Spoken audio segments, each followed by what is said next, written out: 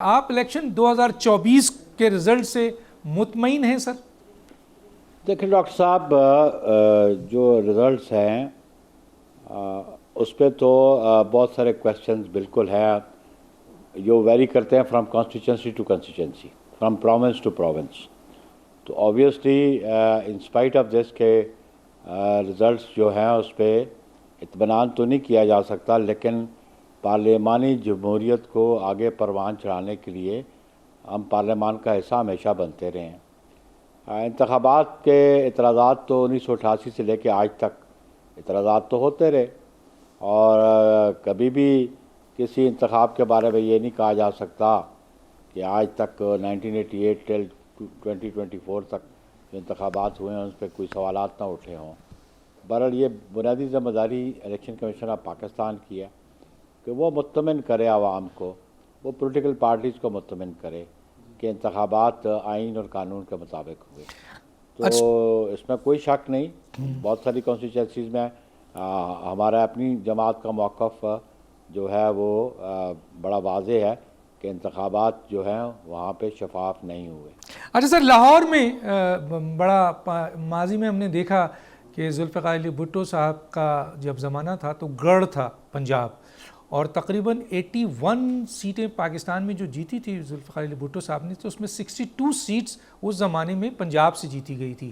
پھر ہم نے محترمہ بے نظیر بھٹو صاحبہ کا دور دیکھا جب وہ جلاوطنی کے بعد پاکستان آئی تھی 1986 سم تھنگ میں. اس وقت تقریباً میں نہیں بلکہ انٹرنیشنل میڈیا یہ بتا رہا تھا کہ تقریباً 30 لاکھ افراد یعنی 3 ملین لوگ نکلے تھے، جبکہ اس وقت سینسس بھی کم تھا، لوگ بھی کم تھے. تو کیا وجوہات ہے کہ پنجاب کے اندر پاکستان پیپلز پارٹی جو ہے وہ بالکل ہی غائب ہو گئی بے نظیر صاحبہ کے بعد، اور اب ایک دفعہ اور بلاول بھٹو نے انٹری دی ہے؟ اور اس سوال کا جواب دینے کے ساتھ ساتھ یہ بھی ذرا جواب دیجئے کہ کیا جو لاہور سے بلاول بھٹو نے انتخاب لڑا تھا ان کے ہارنے کی کیا وجوہات ہے؟ 2 سوال ہے آپ سے سر. شکریہ. دیکھیں ڈاکٹر صاحب، سیاسی جماعتیں، اب دنیا کی مختلف سیاسی جماعتوں کی ان کی پولیٹیکل ہسٹری دیکھ لیں تو وہ نشیب و فراز آتے ہیں. آپ دیکھ لیں، کانگریس کو دیکھ لیں، آپ دیکھ لیں برطانیہ میں لیبر پارٹی کتنے عرصے سے اقتدار میں نہیں ہے. تو یہ اقتدار میں رہنا یا نہ رہنا انتخابات میں یہ ایک پولیٹیکل پروسیس کا حصہ ہے. بلا شبہ ذوالفقار علی بھٹو شہید کا جو زمانہ تھا بالکل کلین سویپ کیا. اس کے بعد 1977 کا الیکشن بھی سوائے 2-3 سیٹوں پہ جو ان کینڈیڈیٹس کی وجہ سے ایک انٹرنیشنل کانسپریسی کے ذریعے اس کو اجاگر کیا گیا کہ کرپٹ دھاندلی ہوگی، یہ ہو گیا، وہ ہو گیا، اور پھر الٹیمیٹلی نیگوسیشن بھی ہو گئے، کامیاب بھی ہو گئے، لیکن پھر ایک تھرڈ فورس کی انٹرفیرنس آ گئی.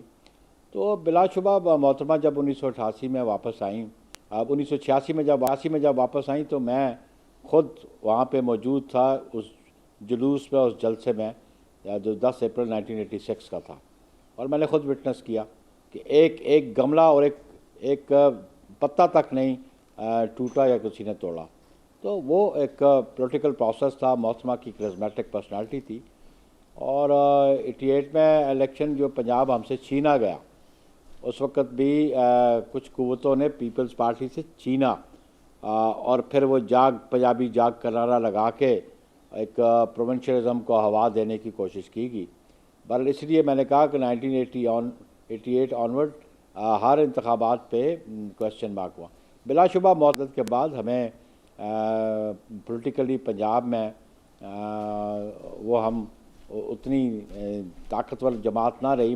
محترمہ کا لاس جہاں ملکی سطح پہ ہوا وہاں پہ پیپلز پارٹی کو بھی ہوا.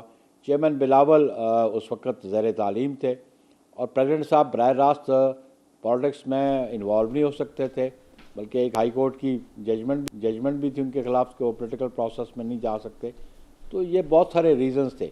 لیکن ابھی جو انتخابات ہوئے، بلاول صاحب نے دوبارہ کمپین کی، اور جتنی کمپین چیئرمین بلاول نے کی کسی پولیٹیکل لیڈر نے پاکستان میں الیکشن کمپین نہیں کی. آپ گوادر سے لے کے گلگت بلتستان کے انتخابات میں بھی وہ جاتے رہے، لیکن کراچی اور خیبر تک وہ جلسے کرتے رہے, کنونشن کرتے رہے, اور ہمیں نمبر آف ووٹس پہ انکریز بھی ہوا. لیکن ایک بات ضرور ذہن میں رکھیں کہ کچھ قوتیں ایسی تھیں جو یہ میسج دینا چاہتی تھیں یا مایوسی پھیلانا چاہتی ہے پیپلز پارٹی کے کارکنوں میں کہ پیپلز پارٹی لوز کر گئی.